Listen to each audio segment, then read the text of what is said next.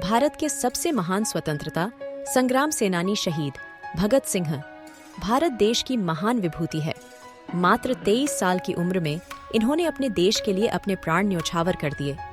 भारत की आज़ादी की लड़ाई के समय भगत सिंह सभी नौजवानों के लिए यूथ आइकॉन थे, जो उन्हें देश के लिए आगे आने को प्रोत्साहित करते थे।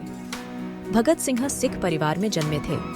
बचपन से ही उन्होंने अपने आसपास अंग्रेजों को भारतीयों पर अत्याचार करते देखा था, जिससे कम उम्र में ही देश के लिए कुछ कर गुजरने की बात उनके मन में बैठ चुकी थी।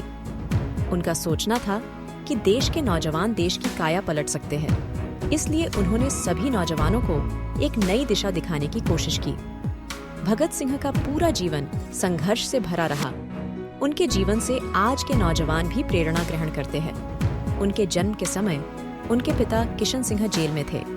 भगत सिंह ने बचपन से ही अपने घर वालों में देशभक्ति देखी थी। इनके चाचा अजित सिंह बहुत बड़े स्वतंत्रता संग्राम सेनानी थे, जिन्होंने भारतीय देशभक्ति एसोसिएशन भी बनाई थी। इसमें उनके साथ सैयद हैदर रजा थे। अजित सिंह के खिलाफ 22 केस दर्ज थे, जिससे बचने के लिए उन्हें ईरान जाना पड़ा।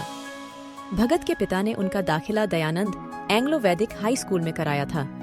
1919 में हुए जलियांवाला बाग हत्याकांड से भगत सिंह बहुत दुखी हुए थे और महात्मा गांधी द्वारा चलाए गए असहयोग आंदोलन का उन्होंने खुलकर समर्थन किया था।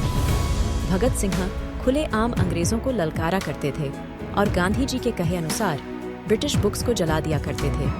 चौरी चौरा में हुई हिंसात्मक गतिविधि के चलते गांधी जी ने असहयोग आंदोलन बंद कर दिया था, जिसके बाद भगत सिंह उनके फैसले से खुश नहीं थे और उन्होंने गांधी जी की अहिंसावादी बातों को छोड़ दूसरी पार्टी ज्वाइन करने की सोची। भगत सिंह लाहौर के नेशनल कॉलेज से बीए कर रहे थे। तब उनकी मुलाकात सुखदेव थापर, भगवती चरण और भी कुछ लोगों से हुई। आज़ादी की लड़ाई उस समय जोरों पर थी। देश प्रेम में भगत सिंह ने अपनी कॉलेज की पढ़ाई छोड़ दी और आज़ादी की लड़ाई में कूद गए। इसी दौरान उनके घर वाले उनकी शादी का विचार कर रहे थे। भगत सिंह ने शादी से इनकार कर दिया और कहा, अगर आज़ादी के पहले मैं शादी करूं तो मेरी दुल्हन मौत होगी। भगत सिंह कॉलेज में बहुत से नाटक में भाग लिया करते थे। वे बहुत अच्छे एक्टर थे।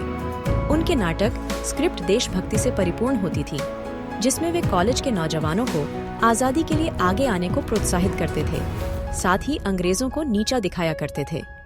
भगत सिंह बहुत मस्त मौला इंसान थे।